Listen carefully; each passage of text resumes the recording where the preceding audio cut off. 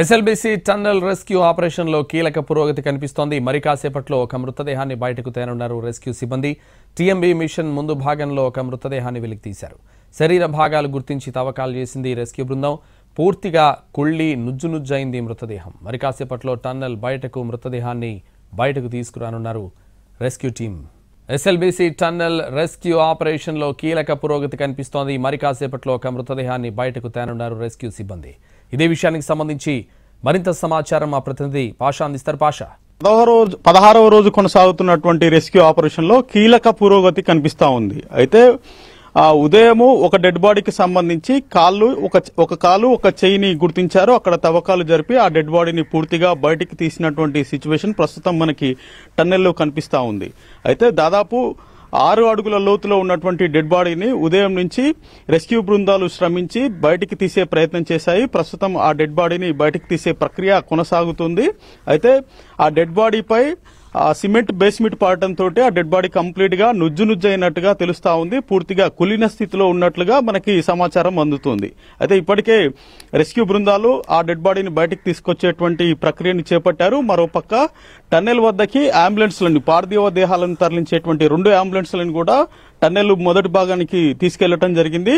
అయితే ఇప్పటికే జిల్లాకు సంబంధించినటువంటి పోస్ట్ మార్టం చేసే వైద్యులు కూడా అక్కడికి చేరుకున్నారు. అధికారులు కూడా అక్కడికి చేరుకున్నారు. జిల్లా కలెక్టర్ తో పాటు జిల్లా ఎస్పీ, ఇతర అధికారులంతా కూడా టన్నెల్ వద్దకు చేరుకున్నారు. మరి కాసేపట్లో లోకో ట్రైన్ లో ఒక మృతదేహాన్ని బయటికి తీసుకురానున్నట్లుగా మనకి స్పష్టంగా తెలుస్తా ఉంది. మరోపక్క పూర్తి స్థాయిలో ఆంక్షలు విధించారు టన్నెల్ వద్ద. ఇప్పటికే అధికార యంత్రాంగం అంతా కూడా అక్కడికి చేరుకుంది. అయితే ఆ మృతదేహం ఎవరిది అనే దానిపై ఇంకా స్పష్టత రావాల్సి ఉంది. అయితే మొదటగా ఆ చేతికి కడియం ఉంది. ఆ కడియం వేసుకునేటువంటి వ్యక్తి మన ర్యాబిన్స్ కంపెనీకి సంబంధించినటువంటి ఇంజనీర్ గురుప్రీత్ సింగ్ గా గుర్తించారు. అయినప్పటికీ అది అధికారికంగా ప్రకటన రావాల్సి ఉంది. అయితే అందులో పనిచేసేటువంటి కార్మికులు 6 మంది కడియాలు అట్లాంటివి వేసుకున్నట్టుగా తెలుస్తా ఉంది. అయితే ఇది టన్నెల్ లో పనిచేసేటువంటి టీబీఎం మిషన్ ముందు భాగంలో జరిగింది కాబట్టి అక్కడ పనిచేసేటువంటి ఇంజనీర్ మృతదేహమే కావచ్చు అని చెప్పేసి ఒక అంచనాకు వస్తున్నారు. అతని మృతదేహం కనుగొన్నటువంటి ప్లేస్ లో అతని ఒంటిపై ఉన్నటువంటి దుస్తులు లేదా అతని చేతికి ఉన్నటువంటి కడియం ఆధారంగా ఆ మృతదేహం ఎవరిది అని చెప్పేసి గుర్తించే పనిలో ఉన్నట్టుగా తెలుస్తా ఉంది. ఒకవేళ అట్లాంటి గుర్తించే పరిస్థితి లేనట్లయితే ఖచ్చితంగా డిఎన్ఏ టెస్ట్ చేసి సంబంధిత కుటుంబ సభ్యులకి ఆ మృతదేహాన్ని అప్పచెప్పాల్సి ఉంటుంది.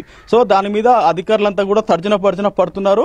కంప్లీట్ గా ఒక క్లారిటీనే ఉంటది. ఎందుకంటే ర్యాబిన్స్ కంపెనీకి సంబంధించిన వారైతే ఖచ్చితంగా యూనిఫామ్ లో ఉంటారు. బ్లూ డ్రెస్ ఒంటిపై ఉంటుంది. ఇక వారి కుటుంబ సభ్యులు చెప్పిన దాన్ని బట్టి నిత్యం కడియం ధరించే వ్యక్తి అయితే ర్యాబిన్స్ కంపెనీలో పనిచేసే గురుప్రీతిగానే వాళ్ళు మొదటగా అంచనాకు వస్తున్నారు. ఒకవేళ యూనిఫామ్ కాకుండా ఇతర దుస్తుల్లో ఉంటే, ఒంటిపై కడియం ఉండుంటే అక్కడ కార్మికుల్లో ఒకరై ఉంటారని చెప్పేసి అంచనా వేస్తున్నారు.